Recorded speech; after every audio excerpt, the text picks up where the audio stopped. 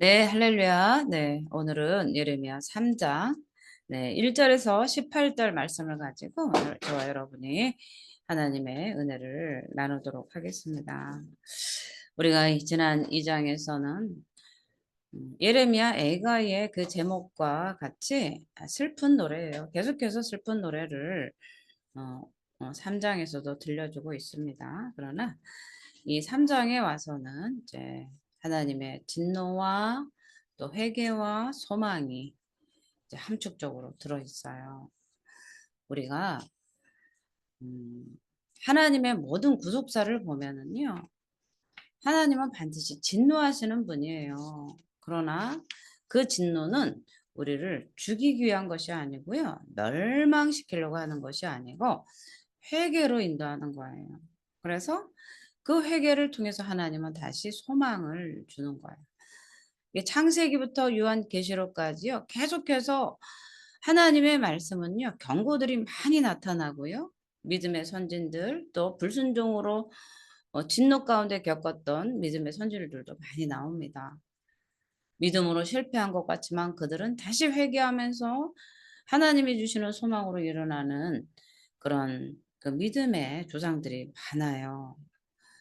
그래서 우리는 이 예레미야 애가를 보면서 똑같이 아이고 저 사람 망했네 쯧쯧쯧 그것이 아니라 우리는 그 고난당한 자들을 보면서 우리도 다시 거울처럼 살피는 내 얼굴에도 뭐가 묻은 건 아닌가? 저 사람 얼굴에 수검댕이를 묶고 다니네. 참 더럽다.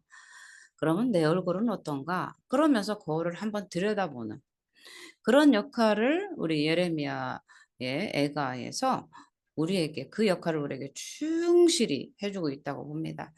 성경의 66권이 다 그렇다고 저는 생각이 듭니다. 네. 오늘 이 예레미야 3장 1절에 이 보면은요.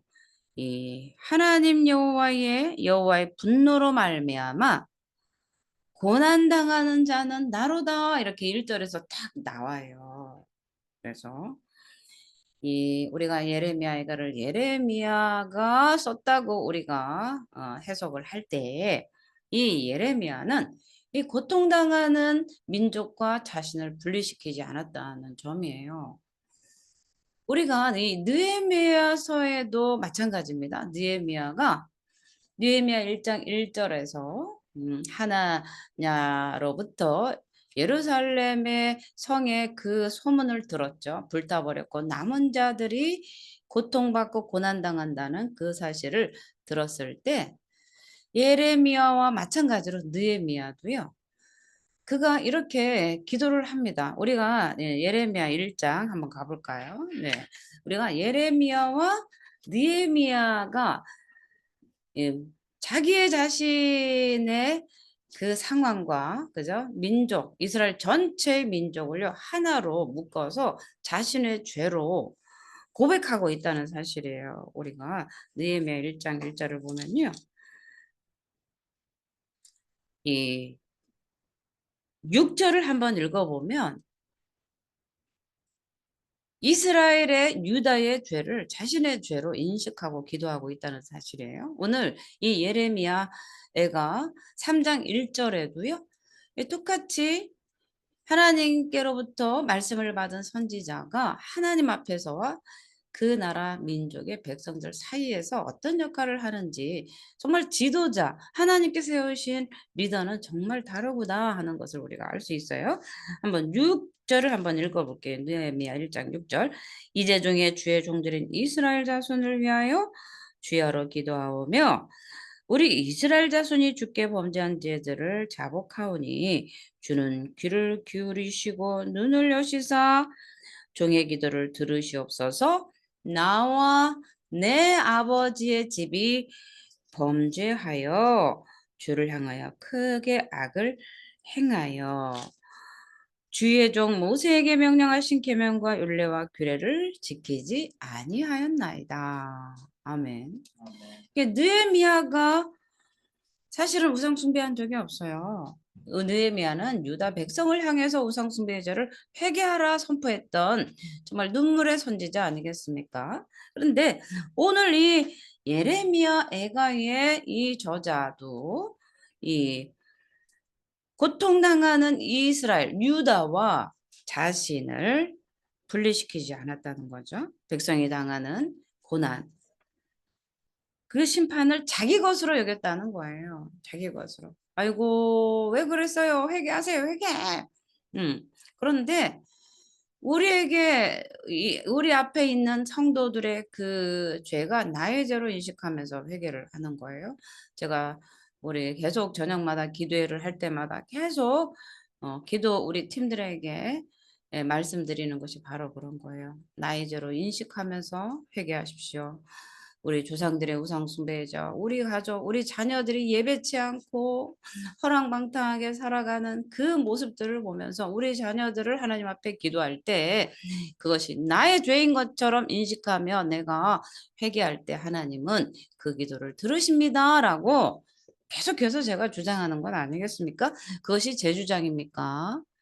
말씀이 성경에 고난 당하는 자가 있느냐? 서로 죄를 고하며 병 낫기를 기도하라라고 우리 야고보서에서 그렇게 하나님은 우리에게 말씀하시고 있기 때문입니다. 자, 백성에 대한 사랑과 책임감 때문에 예레미야의 마음을 하나님께로 자기 자신의 죄인 것처럼 그렇게 인식을 하면서 하나님께 자기 마음을 통해 자복하는 것이죠. 그렇기 때문에 진정한 지도자는 그를 따르는 사람들과 한 몸으로 살아야 된다는 것이에요. 그래서 우리 백성들 한 마음으로 그런 죄가 드러난다면 대신 회개할 수 있는 그러한 하나님의 자녀들 서로 공동체로서 지체로서 서로 사랑의 띠로 하나로 묶였잖아요. 성령의 띠로. 그렇기 때문에 죄를 보면서 손가락질하거나 비난하거나 비판하는 것이 아니라 함께 회개하며 기도하는 그런 예수 그리스도의 사랑이 우리 안에 있어야 될 줄 믿습니다. 네, 아멘. 자, 우리가 1절, 3절 한번 볼게요. 1절, 3절. 1절, 3절. 자, 1절, 3절 보면 고난당하는 자는 나로다 이렇게 나와요. 고난당하는 자는 나로다. 지난 시간에 슬프다. 그래서 울으라고 그랬잖아요. 정말 울으라. 그런데 오늘 이 고난당하는 자는 나로다라는 이 말씀 속에 1장, 2장에서는요. 이스라엘의 심판과 고난에 집중이 되어 있었어요. 그런데 오늘은 이 3장에서는요. 이 저자 자신의 시인의 고난으로 초점이 맞춰집니다. 그러면서 자기 자신을 내가 고난당하는 자입니다. 라고 소개를 하면서 이 애가를 이 곡을 시작을 하는 거예요. 아이고 아이고. 네. 매는 그죠? 매는 뭐예요? 매는 하나님의 심판을 상징을 해요. 그래서 어, 이 목자들이 이 목양할 때, 이 양을 칠 때, 이 막대기를 뜻하기도 합니다. 막대기로 양을 인도하죠. 그래서 이 고리가 있어요. 고리가 있는 것은요, 도망가는 양을 이렇게 갈고리로 목을 잡아오는 거고요. 막대기는 곁길로 가는 양들을 이렇게 때리면서 안전한 길로, 올바른 길로 인도하는 그런 도구로 사용이 되는 거죠. 그래서 이 막대기로 양을 인도하는 그런 도구로서 그런 이미지로 우리에게 연상을 시켜주는데요. 그럼 모든 하나님의 막대기와 지팡이가 나를 안위하시다라는 그 시편의 기자의 그 말씀은 우리를 구원으로 인도하는 거예요. 바른 길로 인도하는 도구로서 사용이 되는데요. 오늘은요, 반대예요, 반대. 오늘 본문에는요, 하나님이 긍정적인 방향, 옳은 방향, 옳은 길로 예수의 길로 하나님의 길로 진리의 길로 인도하는 것이 아니라 어둠으로 끌어내어서 어둠 속에 넣으심으로써 빛을 못 보게 하시고 빛과 함께 걸어갈 수 없도록 그렇게 만드신 거예요. 야, 하나님은 빛이셔서 우리를 어두운 데서 불러내서 하나님의 덕을 이렇게 선포하게 하려고 우리를 거룩한 나라, 제사장 나라로 삼았다고 말씀하셨잖아요. 우리가 베드로전서 2 장에서 한번 우리 읽어 볼까요? 우리 전사님 베드로전서 2장 9 절을 한번 읽어 주시겠어요? 네.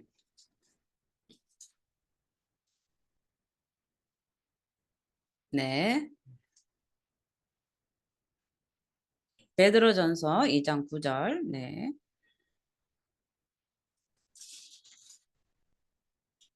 그러나 너희는 택하신 족속이요 왕 같은 제사장들이요 거룩한 나라요 그의 소유가 된 백성이니 이는 너희를 어두운 데서 불러내어 그의 기이한 빛에 들어가게 하시니에 아름다운 덕을 선포하게 하려 하심이라. 아멘. 네. 이 베드로전서 2장 9 절에 하나님의 속성이 나오죠? 우리를 어둠에서 불러내어 어떻게 한다고요? 빛으로. 빛으로. 그래서 하나님은요, 우리를 어둠 가운데서 빛으로 불러내셔서 그의 귀한 빛에 들어가게 하시는 거죠. 그런데 오늘은요, 반대예요. 반대.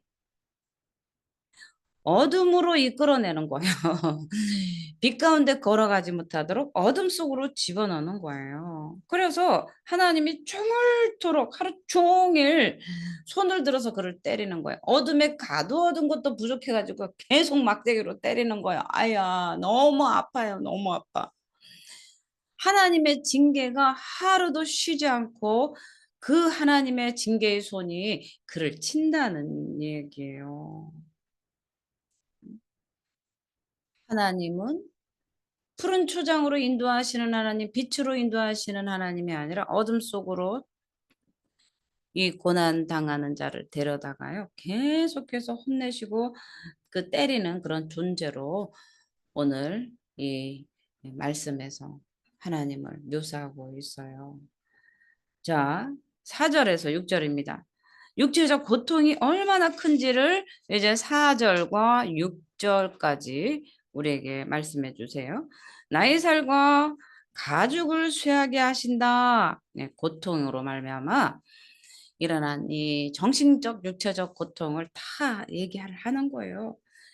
가죽이 쇠하는 것은 기근으로 온 것이고요. 시인의 뼈를 꺾으시는 것은 어떤 거예요? 의인의 뼈를 부어하시는 것과 대조를 이루는 거예요. 이게 반대되는 하나님의 그 상반된 개념이 오늘 계속해서 나오는데요.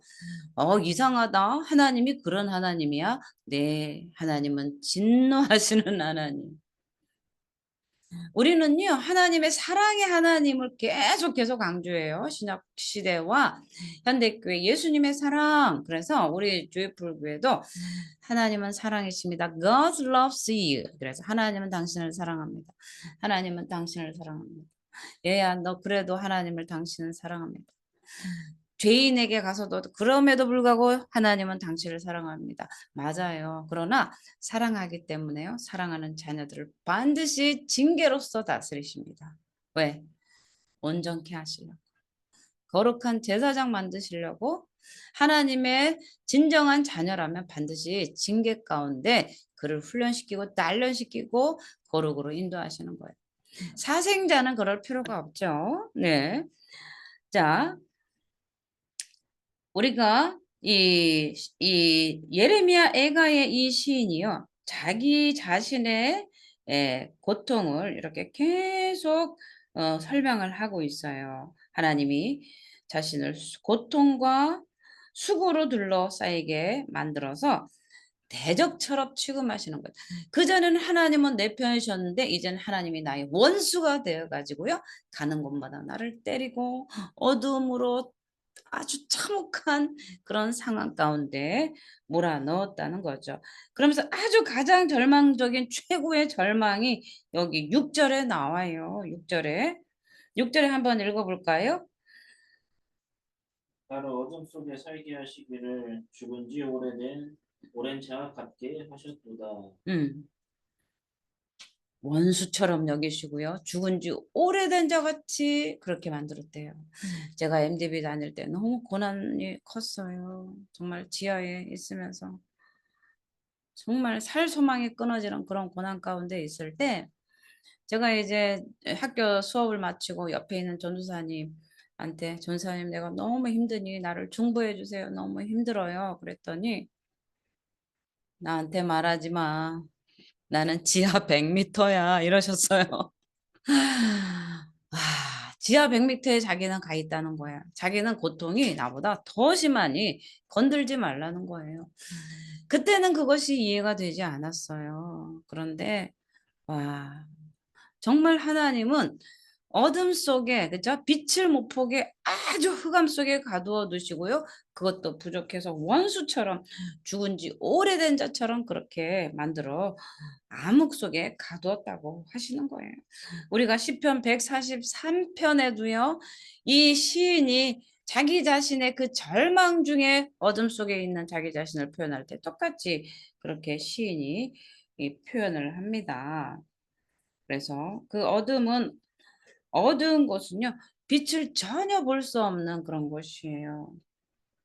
어두움의 이미지는 죽은 자의 이미지고요. 산자와 완전히 분리된 그런 개념이에요. 그죠? 그래서 하나님은 심판을 하시는데요. 산자와 반드시 분리시켜서 죽은 자처럼 절망 가운데 던져 넣으신다는 거예요. 자, 4절, 6절을 봤죠? 7절, 9절을 가볼게요. 이제 더 하나님의 진노가 얼마나 큰지 우리가 알아야 돼요. 하나님은요, 진노하시는 하나님을 오늘 예레미야 애가를 통해서 우리가 배워야 돼요. 하나님을 예배할 때 격렬히 여기는 우리에게 오늘 우리는 정말 깨닫는 지혜를 주시기를 원합니다. 네. 아멘. 자, 7절, 9절 한번 읽어볼게요. 나를 둘러싸서 나가지 못하게 하시고 내 사슬을 묶게 하셨으며 내가 부르짖어 도움을 구하나 내 기도를 물리치시며 가늠은 돌을 쌓아 내 길들을 막으사 내 길들을 굳게 하셨도다. 아멘, 아멘. 아멘. 오늘 이 예레미야 애가를 통해서요. 정말 깨닫는 지혜가 저와 여러분에게 있기를 원합니다. 아멘. 고난 중에 많은 분들이 저에게 기도 부탁을 해요. 그러면서 막 "묶인 것이 풀어질지어다." 막 이 도깨비 방망이처럼 막 이렇게 선포를 하고요. 그게 빨리 막 일 주일 안에 한 달 안에 이루어지지 않으면 주의 종이 무능해서 기도가 응답되지 않았다고 생각하고요. 어디 신령한 주의 종에게 더 강력하고 더 성령의 능력이 강력한 주의 종을 찾아다니면서 더 여기에는 더 획기적인 방법이 없는가 찾아다닙니다. 그러나 이제 우리는 그런 얄팍한 믿음에서 다 내려놔야 돼요. 하나님의 진노가 어디로부터 왔다고요? 우리의 고난이 어디로부터 왔다고요?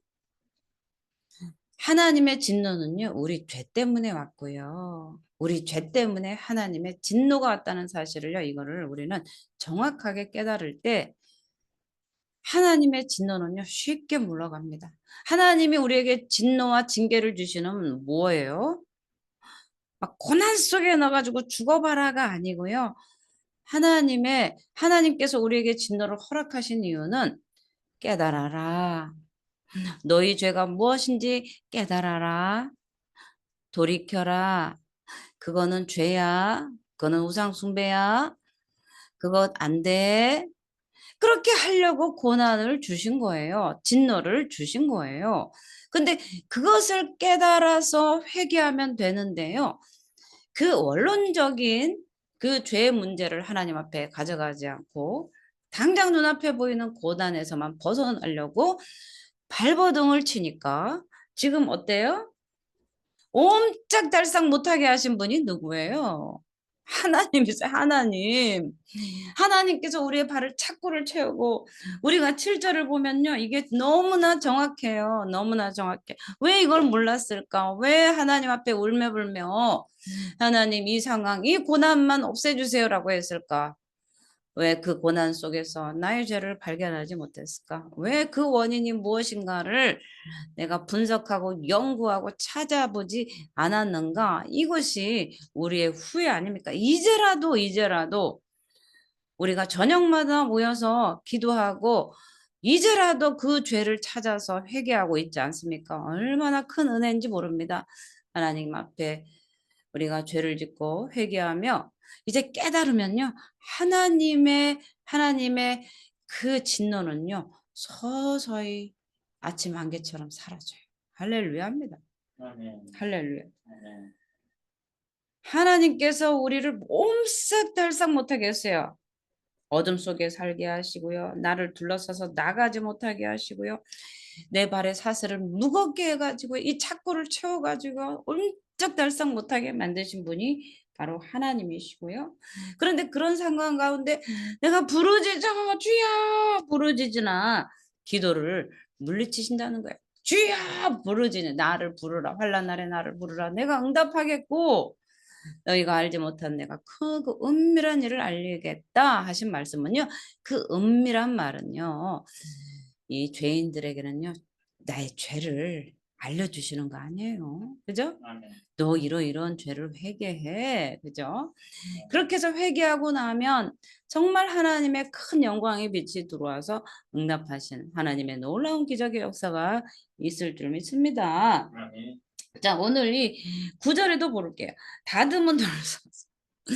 하나님 왜 이렇게 내 앞에 장애물이 많아요. 그런데 그냥 막 굴러온 돌이 놓여 가지고요. 어쩌다가 굴러와서 가는 길을 막은 게 아니고요. 하나님께서요 다듬어 가지고 와 정말 하나님을요 깊이 알자.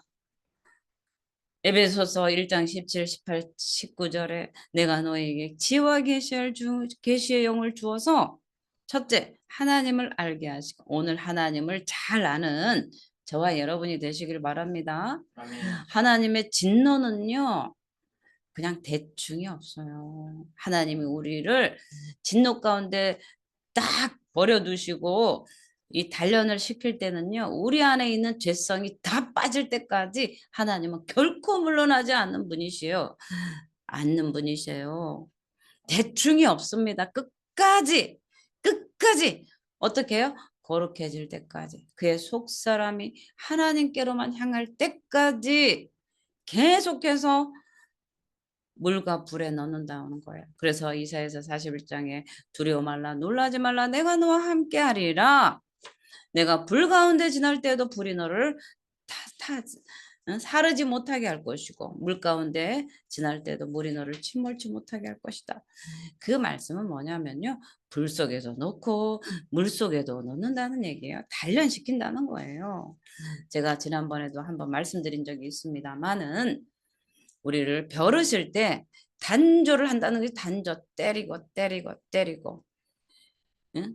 쇠붙이 도구들을요 단조로 벼러요. 그래서 불 가운데 넣어 가지고요 꺼내서 망치로 때린 다음에 다시 물 속에 집어넣습니다. 그 다음에 다시 불 속에 들어가서 이거를요 계속 반복하면서 때리고 불 속에 들어가고 물 속에 들어가고 하면서 우리에게 딱 맞는 도구가 쥐어지지 않겠습니까? 홈이나 낫 모든 그런 기구들이요 그렇게 만들어져요 단조로. 예. 주조로 하나님은 주조로 대충 거푸집에 주르르 부어서 공기가 뿡뿡뿡 나 가지고요. 이렇게 딱 쓰면 갈라지는 그런 주조품을 쓰는 게 아니에요. 하나님은 우리를 단조로서 때리고 늘리고 불에 넣어서 물에 넣어서 그렇게 거룩한 백성으로 삼으시는데 내가 너를 정금같이 나오게 하리라. 그죠? 욥기에서도 우리에게 23장에도 앞으로 가도 아니 보이고 뒤로 가도 아니 보이나 그러나 그가 나를 정금같이 나를 나오게 하리라. 이렇게 말씀하시는 거예요. 그래서 하나님은 우리를 옴짝달싹 못하게 하신 거예요. 제가 주의 종이 되고 나서도요. 어리석어서 이거를 잘 깨닫지 못했어요. 그냥 울기만 하고 기도 시간을 많이 3시간 3시간 해서 안 되니까 5시간 하면 되는구나 생각을 했는데 그게 아니었어요. 내 안에 우상 숭배의 죄가 빠지고 내 안에 죄성이 빠지고 하나님과 대적하는 그 죄악의 모든 그 죄성들 습관들이 빠질 때까지 하나님은 나를 어둠 속에 지하에 갇혀 놓고요. 그것을 깨닫고 회개할 때까지 하나님은 계속해서 나를 그 진노 가운데 버려주셨다는 거예요. 그러나 이제 그것을 이제 깨닫고 하나님 앞에 철저히 회개하고 나의 죄를 회개하고 하나님 앞에 거룩하게 살지 못했던 죄를 회개하면서 눈물을 흘릴 때 이제 하나님의 빛이 하나씩 하나씩 들어오기 시작을 하는 거예요. 고난당하는 여러분, 하나님 앞에 눈물을 흘리면서 나의 죄를 회개하는 그런 정말 귀한 시간을 가지시기를 축원을 드립니다. 아멘. 네.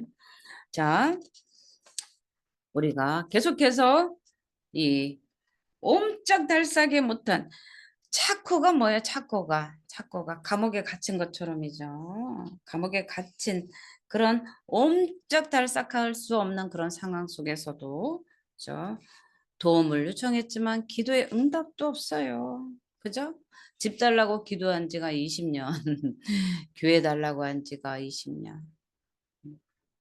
응답이 없어요. 그러나 이제 나의 죄를 깨닫고 하나님 앞에 부르짖어 기도했더니 이제 그 죄를 사하시고 응답하시지 않겠습니까? 네. 아멘. 할렐루야. 아멘. 네, 10절, 11절 보겠습니다. 곰과 같이 사자같이 치시는 하나님. 하나님은요, 정말 그 죄인들을 다루실 때 사자같이 곰같이 먹잇감을 딱 표적을 삼고 끝까지 물고 놓지 않는 그런 곰과 사자처럼 죄인을 향해서 어마어마한 계획을 가지고 끝까지 달려들어서 그 죄를 놓지 않는다는 거예요. 이 예레미야의 애가에 나온 하나님의 그 속성들, 진노의 그 성품들이 이렇게 구구절절히 나와 있다는 사실을 우리는 알아야 돼요. 응? 하나님은 사랑이십니다. 좋은 것만 귀에 달콤한 속삭임만 들으면요, 우리의 신앙은 병이 들어요. 그리고 우리의 죄의 문제가 무엇인지 알 수 없습니다. 그렇기 때문에 진정으로 하나님은 사랑하는 자녀에게 징계를 통해서 고난을 통해서 하나님의 그 거룩한 성품에 우리가 참여할 수 있도록 하나님 우리를 인도해 가시는 거죠. 얼마나 은혜이십니까? 얼마나 기쁜 일이겠습니까? 그냥 고난의 어둠 속에 내버려 두는 게 아니라 그 어둠의 고난을 통해서 일으키시려고 하는 하나님의 사랑이 그 안에 있는 거예요. 그래서 하나님의 진노 뒤에는요, 반드시 사랑이 있는 거예요. 진노와 사랑은요, 뗄래야 뗄 수가 없습니다. 하나입니다. 하나. 동전의 양면과 같은 거예요. 그죠? 앞면과 뒷면이 다른 것 같지만 하나예요. 하나. 그죠? 그래서 하나님은 이 짐승, 곰과 사자의 비유를 했는데요. 이 찢으시고 또 적막하게 하셨도다 이렇게 나오죠. 그래서 성읍이 황폐해지고 적막한 가운데 있음을 말하는 거예요. 예루살렘 성이. 그래서 멸망 후에도 예루살렘이 멸망 후에도 사람이 사라져 버려서 아주 적막하게 된 그런 상황을 얘기를 해주는 거예요. 자, 그런데 여기서 끝나지 않아요. 오늘 이 말씀이 아주 지독하게 가슴을 막 후벼 파요. 12절, 13절을 한번 읽어볼게요. 네, 12절, 13. 네, 팔을 당겨 나를 화살의 번역으로. 관역으로 삼으시니요 화살통의 화살들로 내 허리를 맞추셨도다. 아멘. 아멘. 아멘. 하나님은요, 이걸로 끝나지 않고요. 이젠 화살을 가지고 나를 쏘시기 시작을 하는 거예요. 와, 하나님은요, 끝까지 아직 끝장을 보시는 분이세요. 그것도 모자라서 화살을 가지고 화살을 당겨서요. 관역으로 삼았다는 거예요. 하나님께서 우리 이 시인을 고난으로 인도하시다는 그 불평, 오죽하면 하나님 이걸로도 모자라서 화살까지 쏘세요. 그래? 응. 이런 거예요. 불평이에요. 욥기에도 똑같아요. 욥기에도 이 말씀이 그대로 있습니다. 어찌하여 나를 당신의 관역으로 삼으셔서 내게 무거운 짐이 되게 하셨나이까. 욥기 7장 20절에서 욥이 한탄이 그렇습니다. 결과적으로 이 시인은 달아나지 못하고요. 꼼짝달싹하지 못하고 독수리처럼 독수리 활 맞은 독수리처럼 새처럼 그렇게 고통을 당해서 그 자리에서 죽음의 그 위험을 당하게 됐다는 것입니다. 그래서 하나님은 가혹한 심판을 내리셨다는 거예요. 그 허리를 활로 쏘셨으니 하나님의 심판이 얼마나 무서운가를 우리에게 얘기를 해주는 거예요. 자, 14절 보겠습니다. 이 14절 한번 읽어볼게요. 나는 내 모든 백성에게 조롱거리 곧 종일토록 그들의 놀이거리가 되었도다. 나를 쓴 것들로 배불리시고 쑥으로 취하게 하셨으며 아이고 하나님 주여. 그러니까요. 이 14절에 조롱거리와 웃음거리가 되었다는 것은요.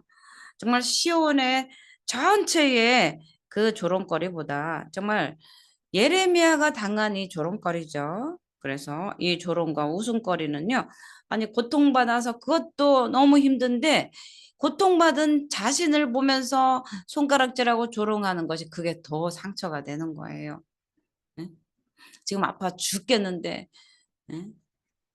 웃어보세요. 이야, 꼴 좋다. 이렇게 해보세요. 그게 더 가슴이 아픈 거예요.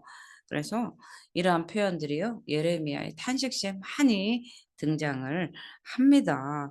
자, 16절, 18절을 한번 볼게요. 16, 18절. 네. 주께서 17, 18절. 16, 17, 18절 조약돌로 내 이들을 꺾으시고 죄로 나를 덮으셨도다. 주께서 내 심령이 평강에서 멀리 떠나게 하시니 내가 복을 내어 버렸으며 스스로 이르기를 나의 힘과 여호와께 대한 내 소망이 끊어졌다 하였도다. 아멘. 아멘. 네. 평강과 복이 사라지고 소망이 끊어졌다고 하십니다. 네? 이 16절에 시인이요. 정말 극한 고통을 지금 고백을 하는 거예요. 여러분, 이게요, 조약돌로 내 일을 꺾으시고, 정말 예레미야 애가를요, 제가 처음에 시작할 때 간증을 해드렸잖아요. 제가 우리 집이 경매에 다 넘어가가지고 하루아침에 불 때는 집으로 가서 교회에 갔을 때 우리 담임 목사님께서 저보고 예레미야 애가를 읽으세요. 근데요, 그때 분명 제가 읽었습니다. 읽었어요. 그런데도요, 그걸 왜 읽으라고 했는지 몰랐고요. 또 읽으면서도 깨닫는 게 하나도 없었어요. 내가 그때 당시에 그 목사님은 너가 우상숭배했고 하나님 말씀에 불순종했고 네가 그렇게 내 소견에 오른 대로 살아가지고 네가 지금 예레미야 애가에 쓰인 그 유다의 백성들처럼 너가 고난 중에 있으니 회개하라. 응. 그 회개하고 나면 소망을 준다 이런 뜻으로 저한테 읽으라고 하신 줄로 알아요. 이제 와서 그때는 몰랐어요. 그때 당시에는 몰랐는데 이제 와서 그분의 깊은 우리 과거의 담임 목사님의 깊으신 뜻을 이제야 알겠는 거예요. 그때 26절 한번 볼게요. 조약돌로 내 이를 꺾으셨대요. 네, 여러분의 이빨을 돌멩이를 갖다가 이빨을 꺾었대요. 돌멩이로 이빨을 꺾었대요. 싸우다가 주먹질해서 이빨이 부러진 게 아니고요. 돌을 가져다가 이빨을 꺾었다는 거예요. 하나님의 손이 돌을 가져다가 이를 꺾었다는 거예요. 정말 하나님의 심판이 너무합니다 하는 그런 심정으로 지금 쓰지 않았겠습니까? 자, 17절에도 주께서 내 심령이 평강에서 멀리 떠나게 하시니 내가 복을 내어 버렸으며 스스로 이르기를 나의 힘과 여호와께 대한 내 소망이 끊어졌도다. 스스로 이젠 끝났구나. 끝났구나. 하나님이 이스라엘을 어떻게 했습니까?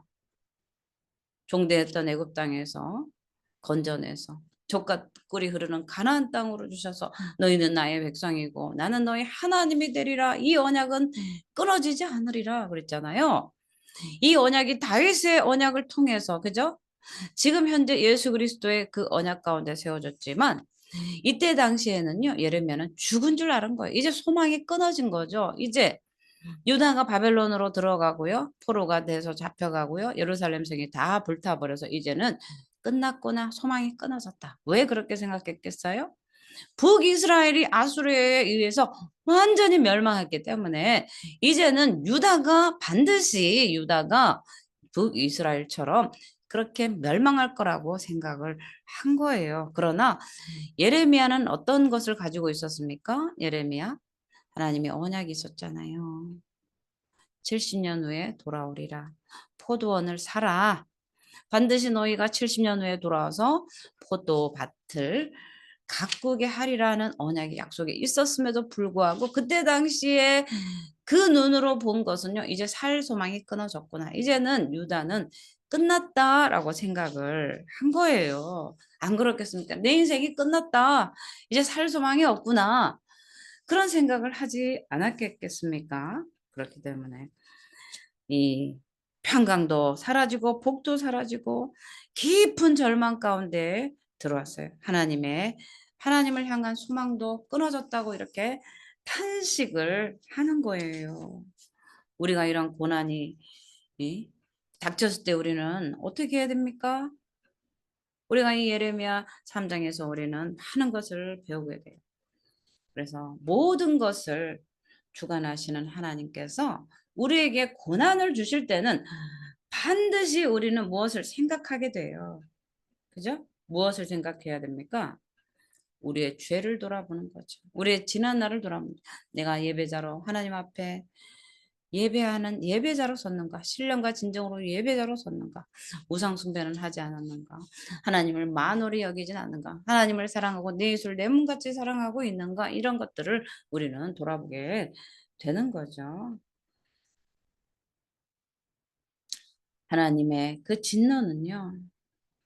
하나님은 죄를 덮어주기만 하는 게 아니에요. 죄를 드러내셔서 그 죄를 회개케 하시는 분이에요. 거룩하신 하나님이시기 때문에요. 죄에 대해서 분노하시는 거예요. 그리고 심판하시는 거예요. 그렇기 때문에 하나님의 심판은요. 누구도 피할 수 없습니다. 주의 종 목사, 많은 큰 교회, 작은 교회 할 것 없이요. 하나님의 백성은요. 모두 다 하나님의 심판을 피할 수가 없어요. 하나님의 백성도 예외가 아닙니다. 그죠?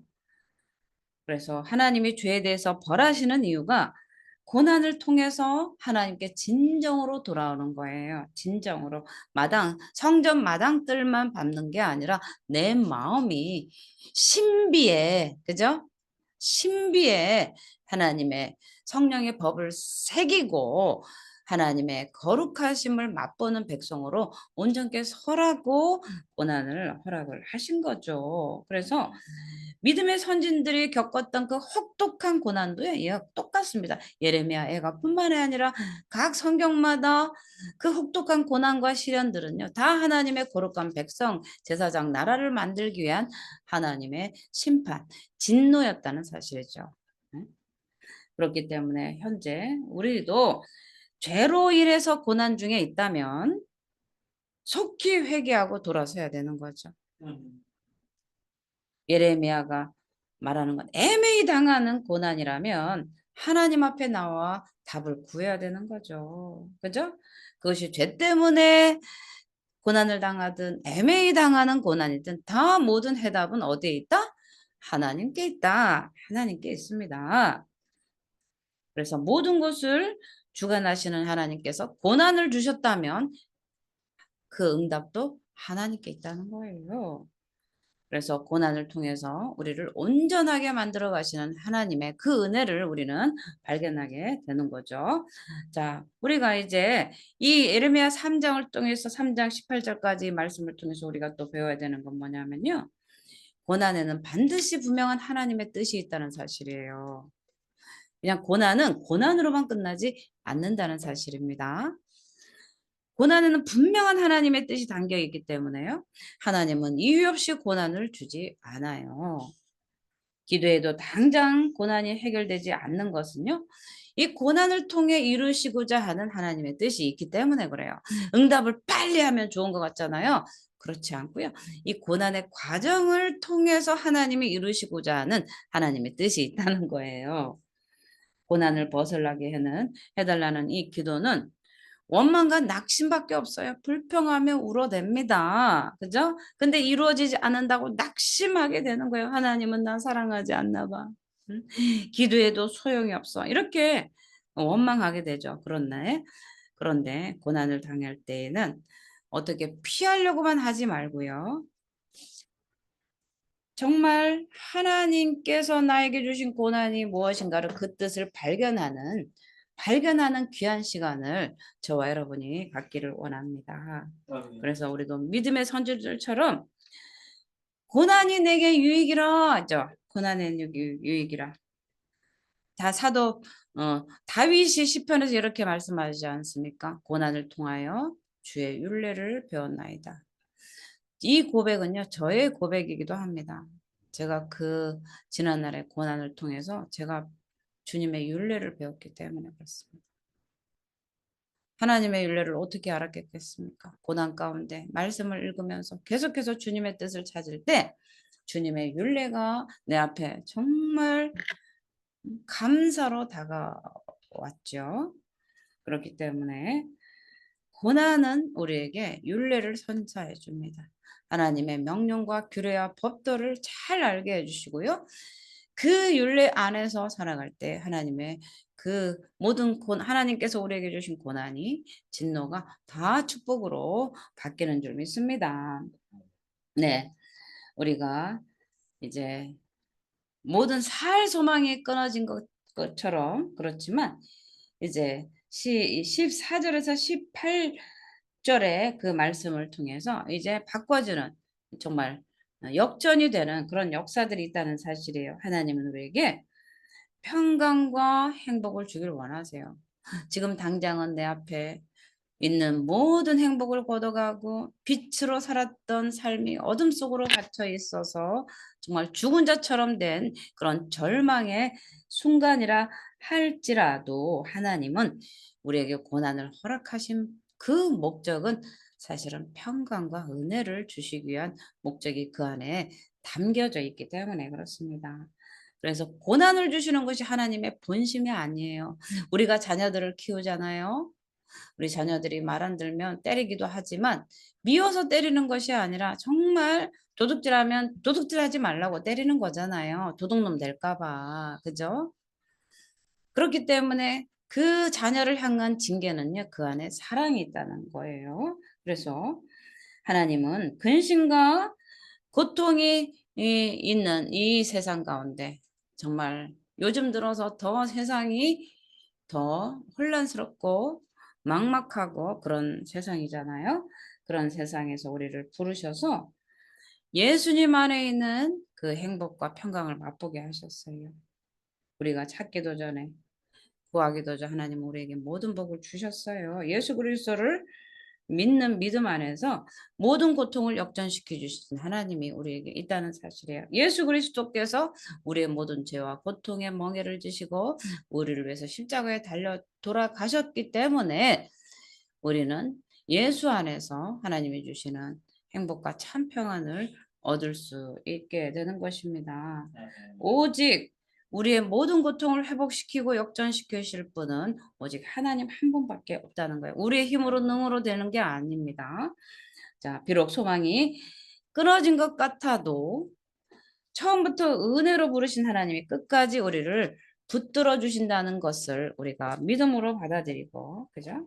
하나님 안에 끝까지 견디며 하나님이 거저 주시는 은혜를 우리가 기억하면서 기도한다면 반드시 우리를 회복시켜 주시는 것이죠. 그래서 우리는 포기하지 말고 끝까지 하나님을 붙잡을 때 살 소망이 끊어진 것 같은 이 상황 가운데도 하나님은 역전을 시켜주신다는 것을 우리는 잊지 않았으면 좋겠습니다. 우리가 처음부터 아무런 이유 없이 값없이 우리는 구원을 받았잖아요. 우리가 죄인 되었을 때 예수께서 나를 먼저 찾아오셔서 구원의 은총을 베풀어 주셨어요. 그런데 예수 믿으면 축복받을 줄 알았는데 어머나 갑자기 고난이 막 찾아와요.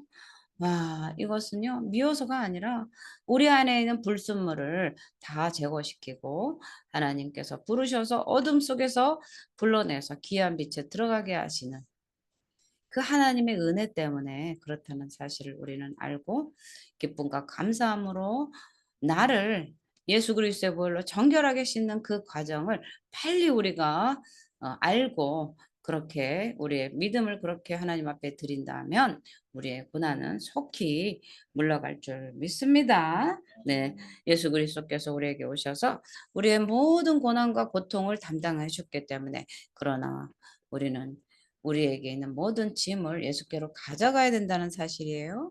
아멘. 우리에게 있는 모든 멍에와 짐은 어떻게 해요? 죄의 짐, 멍에를 예수님의 십자가 아래 풀어놔야 돼요. 아멘. 회개해야 돼요. 나의 지난날의 죄, 도둑질하고 십계명의 죄 있잖아요. 도둑질하고 간음하고 거짓 증거하고 부모를 공경하지 않고 남의 물건 도둑질하고 하나님 온전히 예수 믿으면서도 그런 죄악들이 있잖아요. 하나님께 대한 죄, 나의 몸에 대한 죄를 회개하면서 하나님 앞에 기도하는 거예요. 그럴 때 하나님은 우리를 거룩한 나라 제사장으로 삼아 주셔서 질그릇 속에 그 보배를 담아서 우리를 멋지게 하나님 나라 영광을 위해서 예수 그리스도를 증거하는데 하나님께서 멋진 제자로 우리를 귀하게 크게 사용해 주실 줄 믿습니다. 네, 아멘. 기도하겠습니다.